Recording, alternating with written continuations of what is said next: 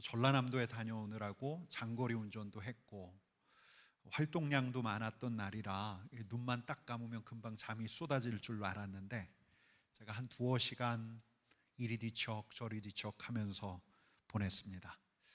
아마 제가 그날 저녁 감사는 했는데 저녁 참외를 빼먹어서 그랬던 걸까. 잠들기 전에 우리 하나님 앞에서 허물과 죄를 자백하고 우리 하나님 앞에서 마음을 씻는 시간, 이 참회 기도를 너무 대충 해서 그랬던 걸까. 몸이 고단해서 잠이 오지 않아서 제가 밖으로 나가서 물 한 잔을 마시고 딱 누웠는데 제 안에서 계속해서 생각나는 찬양이 있었습니다. 그 찬양은 지난주 주일날 했던 찬양인데 우리 이 찬양 한번 같이 하십시다. 내 안에 사느니. 내 안에 사느니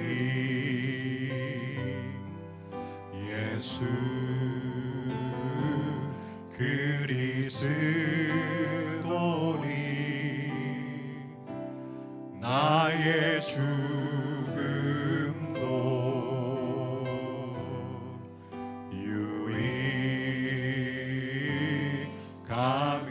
유익함이라. 내 안에 사느니 내 안에 사느니 예수 그리스도니 나의 죽음도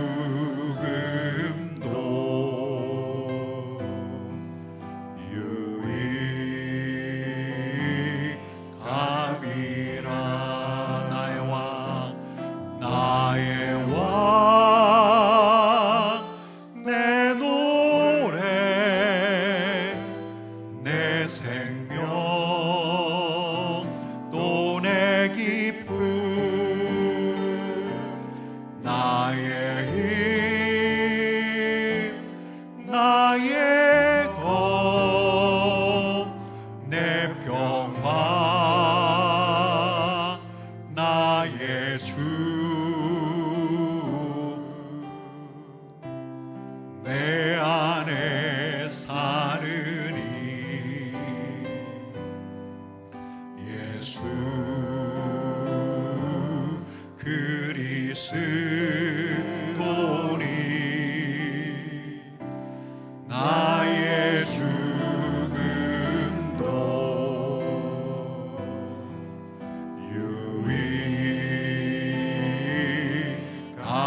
유익함이라.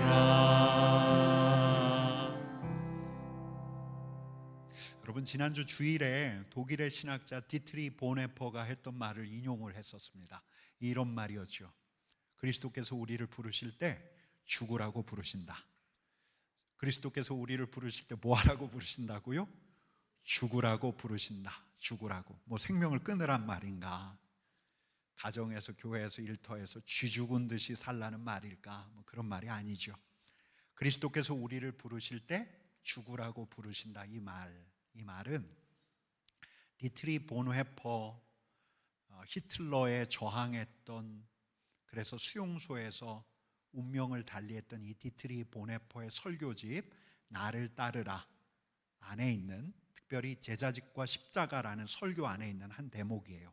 제가 오늘 그 대목이 좀 길지만 가지고 왔어요. 우리 한번 같이 읽는데요, 좀 길어요. 한번 내용을 생각하면서 조금 천천히 한번 읽어보십시다. 십자가는 모든 그리스도인에게 주어져 있다. 모든 그리스도인이 경험해야 할 첫 번째 고난은 우리를 이 세상의 속박으로부터 벗어나게 하는 부름이다. 이것은 예수 그리스도를 만남으로써 옛사람이 죽는 것을 말한다. 예수를 따르는 자는 예수의 죽음에 참여한다. 그는 자기 생명을 죽음에 내어준다. 제자직은 바로 이렇게 시작된다. 십자가는 경건하고 행복한 생활에 끔찍한 최후에 존재하는 것이 아니라 예수 그리스도와 사귐을 갖기 시작할 때 존재한다. 그리스도께서 우리를 부르실 때에 죽으라고 부르신다. 처음 제자들처럼 예수를 따르기 위해 집과 직업을 버려야 하든, 루터처럼 수도원을 나와 세상의 직업으로 돌아가든, 어떤 경우에든 우리를 기다리는 것은 죽음이다. 그것은 곧 예수 그리스도로 인한 죽음이요 예수의 부름으로 인한 우리 옛사람의 죽음이다. 그러니까 우리가 천국 가고 난 다음에, 하나님 나라에 가고 난 다음에 죽음으로 부르시는 게 아니라 주님과 사귐을 시작할 때부터 우리를 죽으라고 부르신다는 거예요. 죽으라, 죽으라. 죽으라는 말이 무슨 말인가? 우리 주님의 제자들, 우리 예수님의 부르심을 받았던 사도 베드로, 안드레, 요한, 집과 배를 버리고 예수님을 따랐던 것처럼 세리마태가 세관의 돈을 옆으로 쓸어버리고 자리를 박차고 예수님을 따랐던 것처럼, 종교개혁자 루터가 당대의 안정적인 지위 또 명예의 상징이었던 사제직, 성직의 길을 버린 것도 죽음이었어요. 근데 여러분, 보네포는 꼭 이런 것만 이야기하는 게 아니에요. 내 삶의 안위를 보장하는 그 옛길에서 떠나는 것, 그것뿐만 아니라 우리 안에서 일어나는 자연스러운 것 같지만 타락한 본성, 이 타락한 본성에 맞서는 것, 세상의 유혹에 맞서는 것, 죄에 맞서고 악마와 싸우는 것, 이 옛사람의 죽음, 옛사람의 죽음이에요. 디트리 보네포가 실은 이야기한 게 아니라 사도 바울이 로마서와 갈라디아서에서 이야기했던 옛사람의 죽음이에요. 여러분, 갈라디아서 5장 말씀을 보면 사도 바울이 우리 안에 남아있는 여전한 옛사람의 모습, 이걸 그리스도 안에서 새 사람의 모습하고 대비를 해요.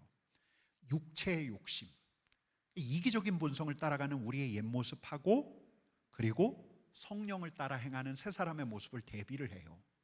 이게 우리 안에 공존하고 있는데 옛사람의 모습을 이렇게 이야기하고 있습니다. 갈라디아서 5장 19절부터 21절까지 말씀인데요, 우리 한번 같이 읽겠습니다.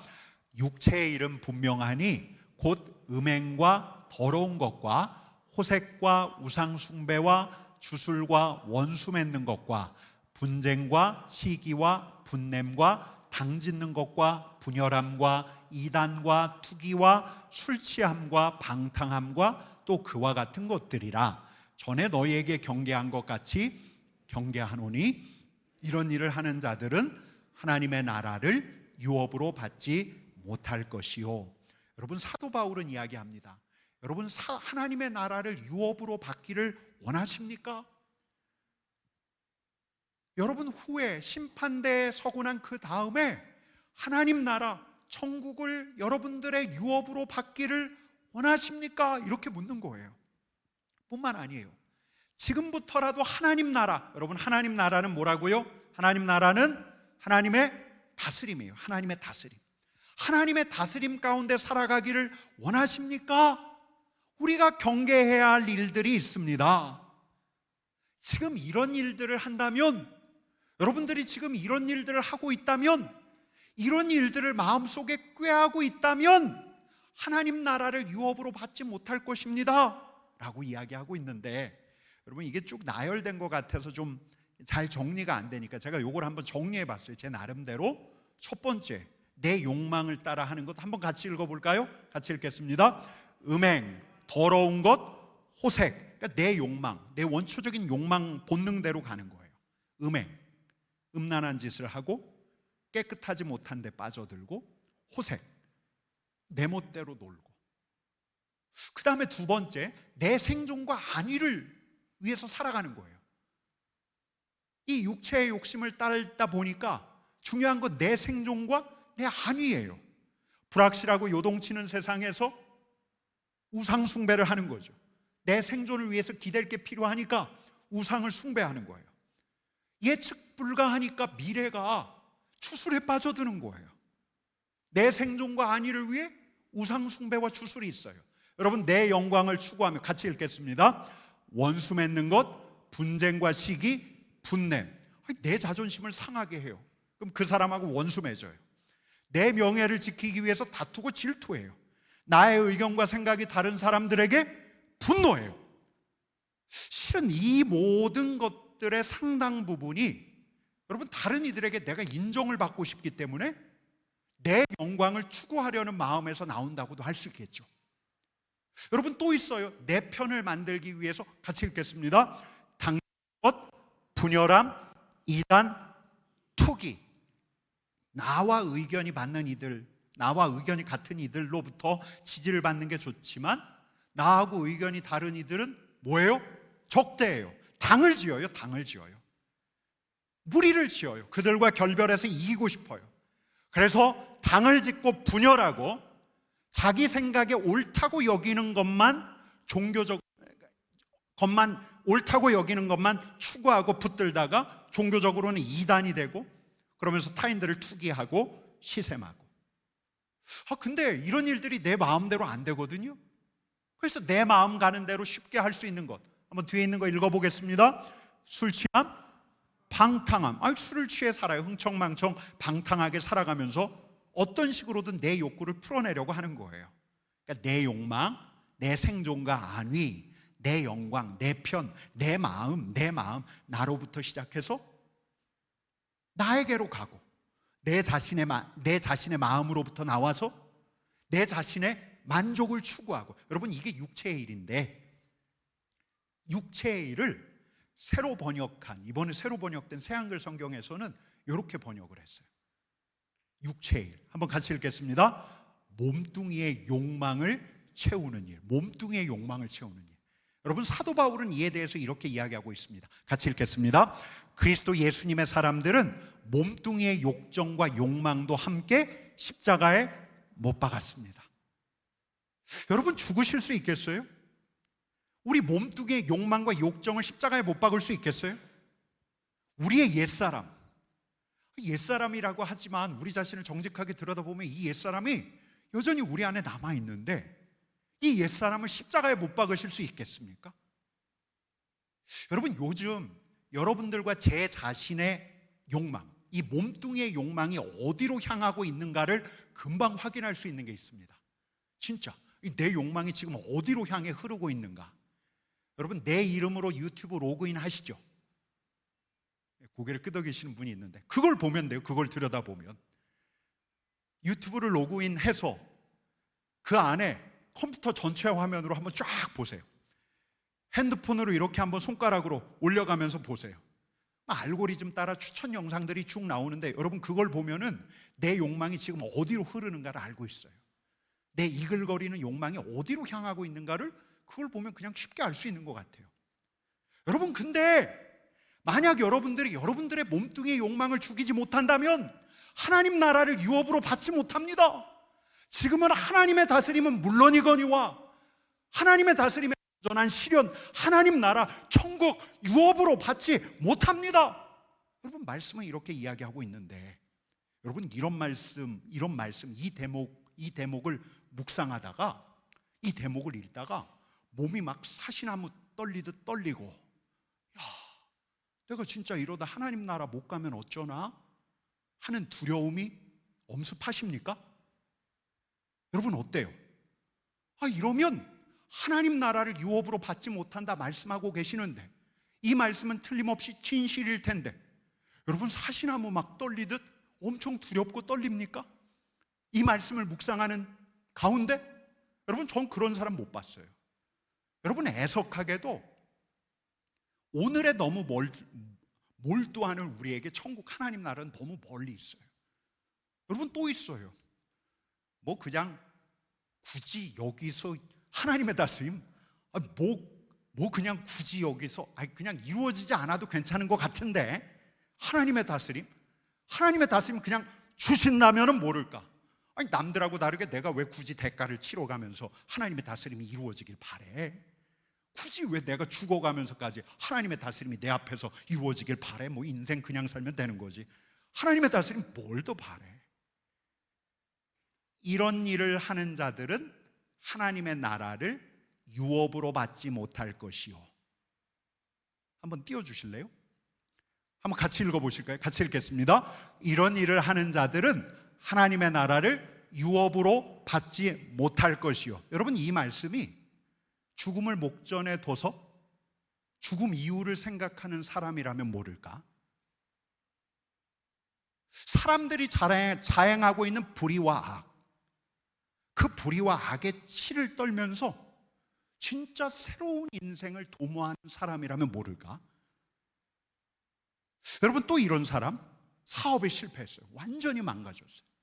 뜻하지 않는 질병이 찾아왔어요. 내 인생이 내 뜻대로 안 되는 것을 진지하게 깨달아요. 그래서 내 인생에 대해서 진지하게 다시 생각하는 사람이 아니라면, 인생이 바닥까지 내려가서 내 인생이 내 뜻과 내 힘대로 되지 않는구나, 이걸 절감하는 사람이 아니라면, 뭐 그런 사람이라면 모를까. 여러분, 우리는 하루하루 해야 할 일들에 막 둘러싸여 있어요. 게다가 이제는 내가 하고 싶은 일들을 바라는 마음이 우리 안에 너무너무 커요. 우리도 모르게 내 욕망, 내 생존과, 아니 내 영광, 내 편, 내 마음이 제일 중요하다고 여기게끔 우리는 길들여져 왔어요. 이 현대사회를 살아가면서. 여러분, 이런 말씀은 그냥 하나님 나라를 유업으로 받지 못할 것이요, 사도 바울이 엄포를 놓지만 그냥 무심하게 들어오기가 쉬운 거예요. 별로 두렵지 않아요. 지금은 이 말씀이 그냥 진지하게 받아들여지지 않는 거예요. 여러분, 그래서 우리는 더 묻게 되는 거예요. 아니, 우리가 어떻게 해야 죽을 수 있을까? 아니, 우리가 어떻게 해야 옛사람, 옛자를 죽일 수 있을까? 여러분, 갈라디아서 2장 20절 말씀 같이 읽어볼까요? 같이 읽겠습니다. 내가 그리스도와 함께 십자가에 못 박혔나니 그런즉 이제는 내가 사는 것이 아니요 오직 내 안에 그리스도께서 사시는 것이라. 이제 내가 육체 가운데 사는 것은 나를 사랑하사 나를 위하여 자기 자신을 버리신 하나님의 아들을 믿는 믿음 안에서 사는 것이라. 여러분, 이 말씀을 잘 들여다봐도, 또 사도 바울이 쓴 서신서들, 특별히 로마서와 갈라디아서를 들여다봐도, 또 우리 주님 이야기로 가득한 복음서를 묵상해도, 내가 내 옛자를 십자가에 못 박는 일, 이건 여러분 우리 안에서 저절로 일어나는 일이 아니에요. 여러분, 우리가 죽으려고 마음을 먹는다고 해서, 우리가 진짜 앞으로는 선하게 거룩하게 살아야지 결단한다고 해서 되는 일이 아니에요. 여러분, 우리가 꼭 기억해야 할 일이 있는데, 그건 뭐냐면, 우리를 십자가에 못 박기 전에 우리를 대신에 못 박히신 예수 그리스도께서 계셨다는 거예요. 예수님의 제자들 사도 바울, 루터, 본회퍼가 예수님의 사람으로 자신을 십자가에 못 박고 자신을 부인하기 전에 그들을 위해서, 우리를 위해서 자기 자신을 버리신 예수 그리스도께서 계셨다는 거예요. 여러분, 무슨 말이신지 알겠어요? 잘 아시겠습니까? 예, 그러니까 뭐냐면 십자가에 못 박히신, 십자가에서 자신을 내어주신 그리스도가 먼저라는 거예요. 사랑이 먼저예요. 여러분, 은혜가 먼저예요. 여러분, 이게 논리적인 순서예요. 뿐만 아니라 우리가 경험하는 경험적인 순서이기도 해요. 여러분, 내가 그리스도와 함께 십자가에 못 박을 수 있는 용기를 내는 것, 우리가 우리 자신을 부인할 수 있는 것은 나를 사랑하사 나를 위하여 자기 자신을 버리신 하나님의 아들의 사랑에서 시작하는 거예요. 여러분, 사랑이 먼저예요. 사랑이 먼저. 여러분, 제가 얼마 전에 진젠도르프 백작 이야기를 금요기도회 때 말씀을 드렸는데, 이 이야기를 한 번 더 말씀드릴게요. 이 1700년대 독일 드레스덴 작센 지역, 작센 제국국 장관의 아들로 이 진젠도르프 백작이 태어났는데, 오늘날로 이야기하면 뭐예요? 완전 금수저예요. 금수저. 근데 이분이 젊은 청년 시절에 독일을 여행하다가 뒤셀도르프라는 도시에 가서 화가 도메니코 페티가 그린 그림 에케호모라는 그림을 보는데, 이 그림이에요. 아마 이 그림 같아요. 가시관을 쓰신 고통당하시는 예수 그리스도. 근데 이 그림을 보는데 그리스도의 사랑이 그에게 훅 들어왔어요. 그리고 그는 이 그림 밑에 라틴어로 쓰여진 글씨를 본 것 같아요. 거기에 뭐라고 쓰여져 있냐면 이렇게 쓰여져 있어요. 그 그림을 그냥 보여주세요. 내가 너를 위하여 이것을 당하였건만 너는 나를 위하여 무엇을 하였는가? 이 질문이 예수님께서 이 진젠도르프 백작에게 던지시는 질문 같았어요. 그래서 그가 그 자리에서 무릎을 꿇고 그리스도의 제자가 되기로 결단을 하는데, 이분은 후에, 여러분 체코에 가면 모라비아 지역이라고 있어요. 이 모라비아 지역에 가톨릭 교회로부터 박해받았던 개신교도들이 있어요. 이 개신교도들이 독일 이 드레스덴 지역으로 넘어왔을 때 자신의 영지였던 헤르누트 지역을 내줘요. 그리고 이들의 영적 지도자가 되어서 이들과 함께 공동체 생활을 하는데, 이들을 일컬어 뭐라고 하냐면 모라비안 공동체라고 해요.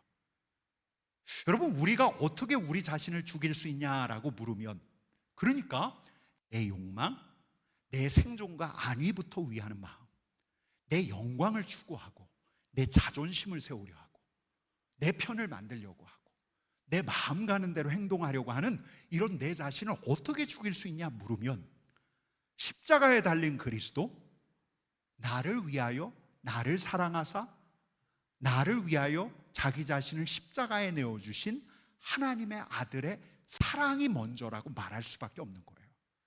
여러분, 우리 자신, 제 자신부터 돌아봐도 그래요. 야, 여러분, 제가 언제 부르심의 길로 걷게 되었을까? 제 자신을 돌아봐도 나를 위해서 십자가를 지으신 예수 그리스도의 사랑이 먼저였어요. 물론 다시 반복하죠. 다시 제멋대로 살아가죠. 그래서 어느 날은 진짜 저 예배당 끝에 냉소적으로 팔짱을 끼고 앉아서 예배를 드려요. 어느 날은 그냥 의무감에 맨 앞자리, 찬양 듣는 걸 제가 너무 좋아해서 매일 설교 시간에 좋은데 그냥 앞자리를 사수하려고 해요. 그냥 무덤덤하게 그 자리에 앉아 있는데 뜻하지 않게 주님의 은혜와 마주치는 때가 있어요. 나를 사랑하사 나를 위하여 자기 자신을 내어주신 예수 그리스도의 사랑, 하나님의 은혜가 올 때라야 비로소, 내가 하나님을 사랑한다라고, 우리 주님을 사랑한다라고 먼저 고백하는 게 아니라 하나님의 은혜가 올 때라야 비로소 우리 주님의 사랑이 내게 올 때라야 비로소 제 입술에서 주님, 제가 주님을 사랑합니다 라는 고백을 하게 되더라고요. 여러분, 제가 얼마 전에 존 웨슬리, 이 감리교 창시자 존 웨슬리의 일기를 훑었는데요, 제가 지지난주 주일에 존 웨슬리가 영국 선교사로 파송이 되어서 미국 조지아로 갈 때 만났던 사람들 이야기를 주일날 설교 중에 드린 적이 있어요.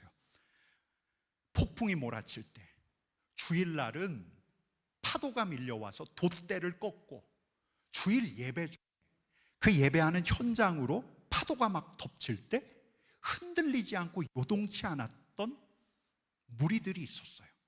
여러분, 그 무리가 누구였냐면 좀 전에 말씀드렸던 모라비안 공동체 사람들이었어요. 여러분, 이들을 보면서 존 웨슬리가 너무 충격을 받았어요. 나는 선교사인데, 나는 하나님의 부르심을 받아 복음을 전하러 가는 선교사인데, 나는 흔들리는 배, 요동치는 배에서 그렇게 두려운데 저들은 하나도 두려워하지 않는 거예요. 그들의 부인들, 자녀들 두려워하지 않는 거예요. 대체 이들이 어떤 사람일까? 여러분, 그렇게 그들에 대해서 궁금증을 가지며 이 존 웨슬리가 미국에 도착한 다음 그 다음날 일기를 보면 존 웨슬리가 이 모라비안 공동체를 이끄는 목회자를 찾아가요. 내가 선교사인데 나한테 좀 좋은 조언을 해줬으면 좋겠습니다. 당신들 모습을 보니까 너무너무 인상적이었는데 나한테, 선교사로 일하려고 하는 나한테 충고를 좀 해줬으면 좋겠습니다. 그랬더니 이 모라비안 공동체를 이끄는 목사님이 이 웨슬리에게 뭐라고 이야기했냐면 이렇게 말했어요. 당신은 예수 그리스도를 아십니까? 당신은 예수 그리스도께서 당신을 구원하셨다는 사실을 아십니까? 목회자에게, 선교사에게 이 질문을 던지는 거예요. 여러분, 그분을 아는 것, 우리 하나님의 사랑을 아는 것, 예수님의 십자가의 사랑을 아는 것, 우리를 그분의 사랑 앞에 세우는 것, 여러분, 그분 앞에 설 때라야 우리는 비로소 이 고백을 할 수 있어요. 주님, 제가 죽었습니다. 주님, 제가 사랑합니다. 주님을 사랑합니다. 주님, 제가 죽었습니다. 여러분, 그러니까 바로 그때예요. 바로 그때 우리 주님의 은혜, 나를 사랑하시며 나를 위하여 자기 자신을 버리신 하나님의 아들의 사랑, 그 하나님의 사랑, 우리 주님의 사랑이 우리에게 흘러올 때라야 여러분, 우리는 우리 자신의 죽음을 고백할 수가 있는 거예요. 여러분, 제가 존 웨슬리 이야기를 조금만 더 할게요. 그래도 일기를 쭉 읽었으니까 할 얘기는 좀 더 해야죠. 여러분, 존 웨슬리에게도 아주 유명한 회심 이야기가 있어요. 그때도 역시 이분이 모라비안 공동체를 찾아갔던 날이에요. 근데 그날 저녁 집회는 이분이 내키지가 않았어요. 뭐 그럴 때가 있잖아요. 금요기도에 마프너 워십 안 오고 싶은 때가 있잖아요. 근데 그냥 왔어요. 근데 이 모라비안 공동체 사람 중에 어떤 한 사람이 종교개혁자 루터의 로마서 주석 서문을 읽고 설명을 하는데, 여러분, 루터가 무엇을 이야기했습니까?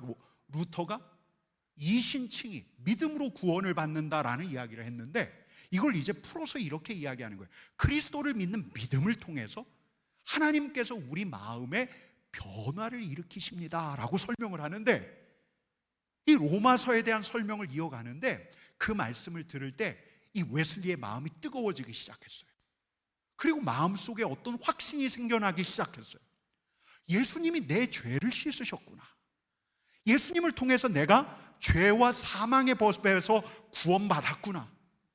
여러분, 근데요, 마음이 막 뜨거워지고 있는 웨슬리에게, 은혜로 충만해지는 웨슬리에게 그때 누군가가 딱 떠올랐어요. 하필 그때 누구?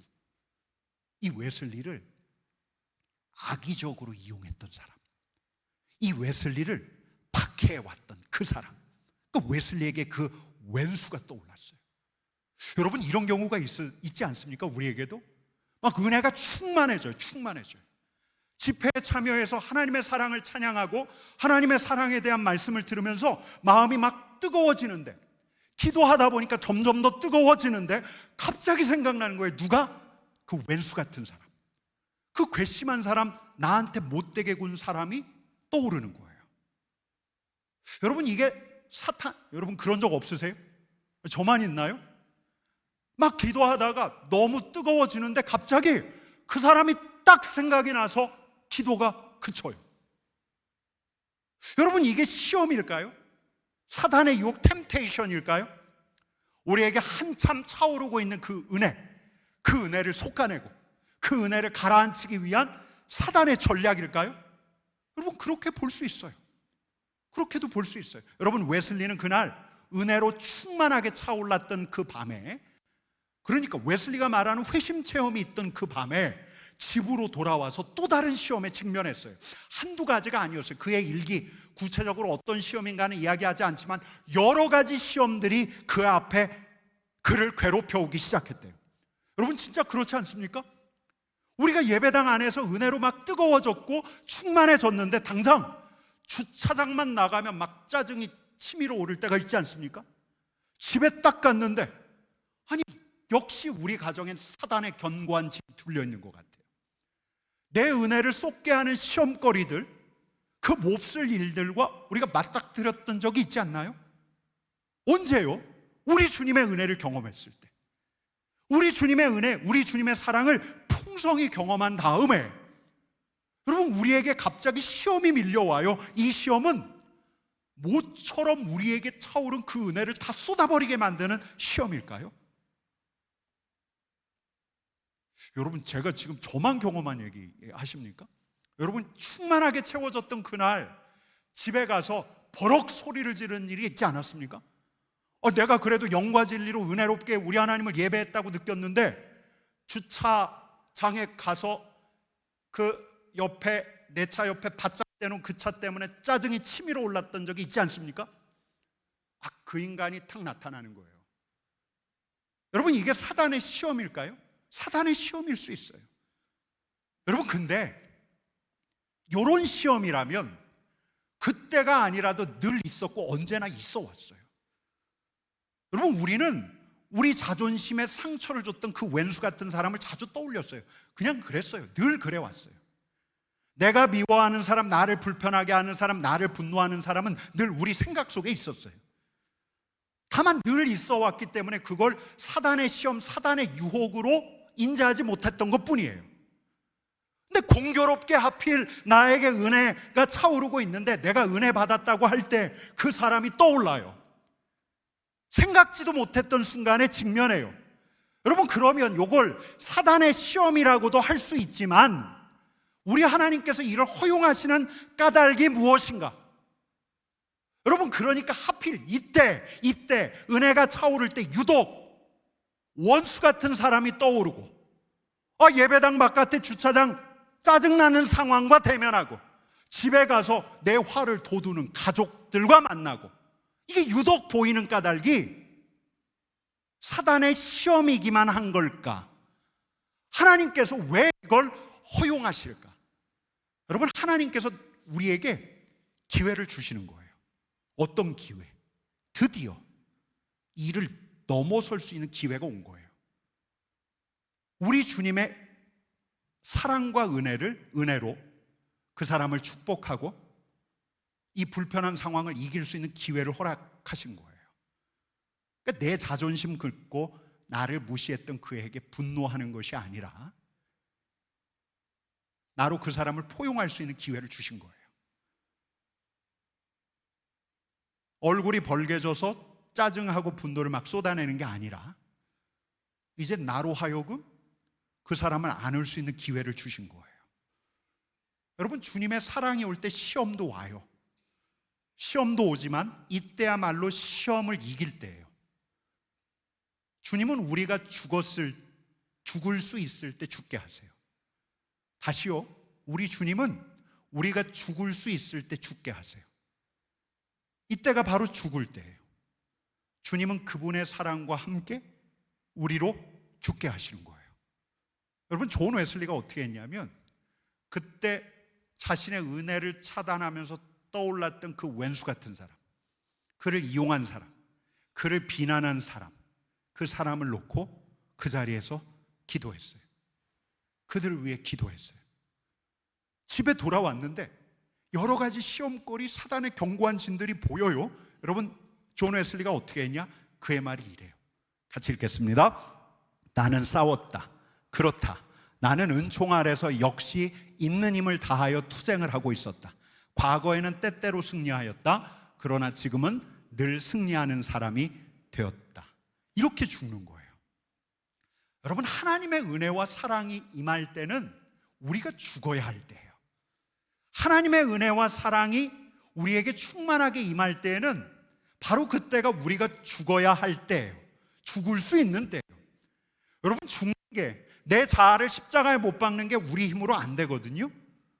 내 욕망, 내 자존심 어떻게 못 박아요? 내 행복을 위하는 내 마음을 어떻게 십자가에 못 박을 수 있겠습니까? 내 자존심, 내 성질을 내 힘과 내 의지로 어떻게 못 박아요? 내 힘으로는 할 수가 없어요. 근데 요걸 죽이지 않으면 그리스도께서 일하실 수가 없거든요. 그리스도의 다스림이 보이지가 않거든요. 어떻게 해야 하는가? 그래서 그분의 은혜와 그분의 사랑이 우리에게 오는 거예요. 우리가 그분에게 서려고 하는 거예요. 여러분, 그래서 우리가 십자가 앞으로 우리의 자리를 옮기는 거예요. 그 자리에서 그리스도의 사랑을 묵상할 수밖에 없는 거예요. 아버지의 사랑, 그리스도의 사랑을 노래할 수밖에 없는 거예요. 그럼 옛사람을 못 박을 수가 있어요. 여러분, 물론 그러더라도 그냥 금방 하나님의 사랑과 은혜, 나를 죽일 만큼의 하나님의 사랑과 은혜로 채워지지 않는 순간이 왜 없겠어요? 하지만 그때 우리가 그분 앞에서 우리 주님의 사랑을 인정하고 우리 자신의 몸뚱아리의 욕망들, 우리 몸뚱아리만 생각하는 우리 자신을 그분께 솔직히 고백하고, 주님, 제가 주님의 사랑을 생각하면서 주님, 제가 죽었습니다. 주님, 내가 죽었습니다. 선언하면서 우리 자신을 부인해 갈 때, 여러분, 그러면 어떤 일이 있어요? 우리의 경험을 한번 돌아보세요. 하나님의 사랑과 은혜가 임할 때는 우리가 죽어야 할 순간, 그때는 죽을 수 있어요.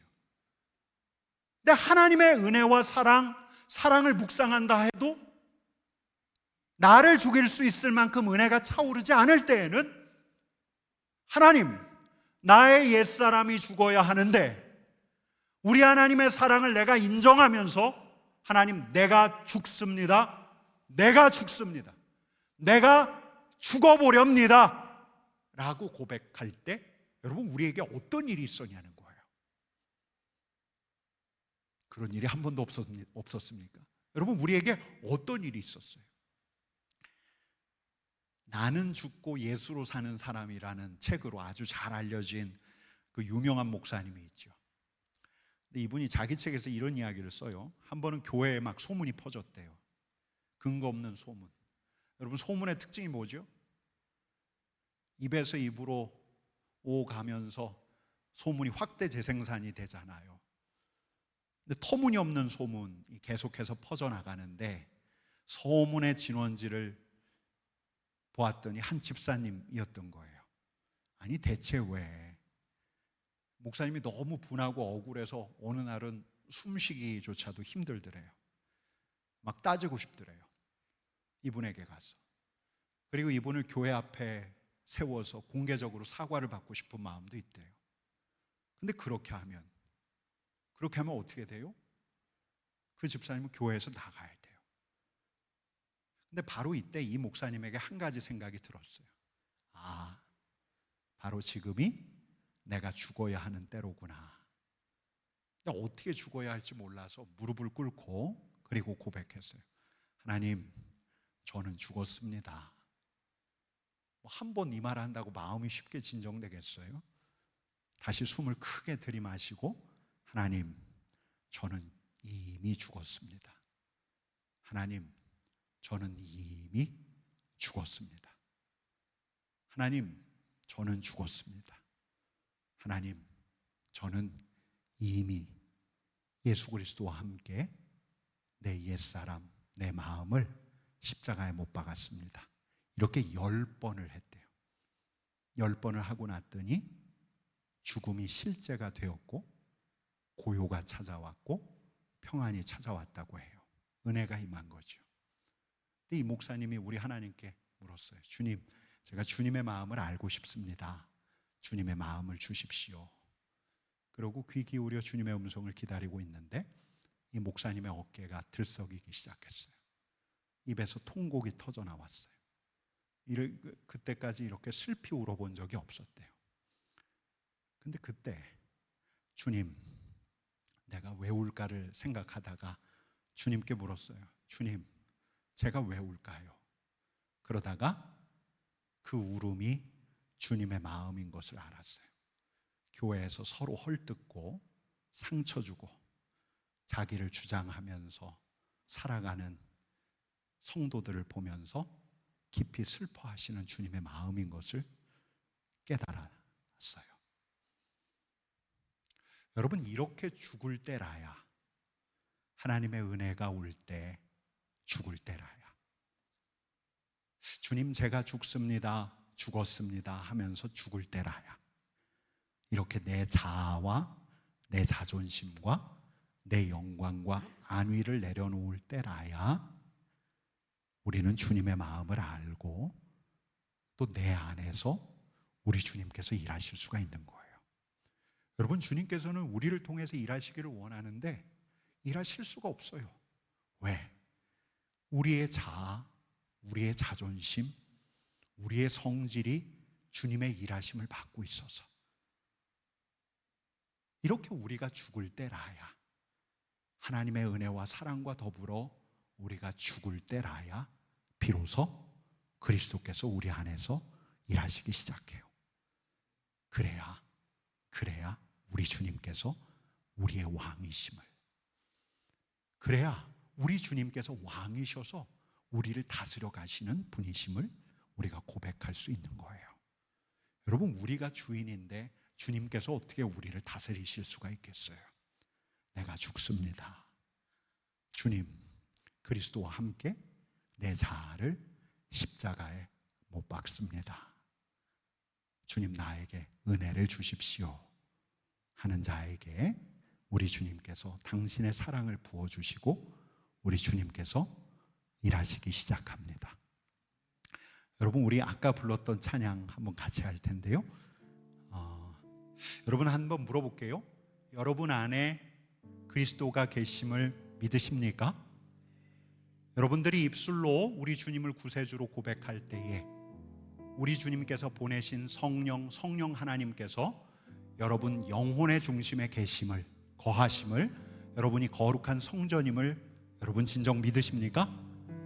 여러분, 이 고백으로 이 찬양을 우리 주님께 드리는 건데요, 우리 안에 주님께서 계십니다. 입술로 우리 주님을 고백하는 자에게 주님께서 당신의 성령을 우리에게 보내주셔서 우리 안에 거하고 계시는데요, 여러분, 이 찬양의 고백이 우리의 고백이 되기를 원하며 같이 찬양하십시다. 내 안에 사는 이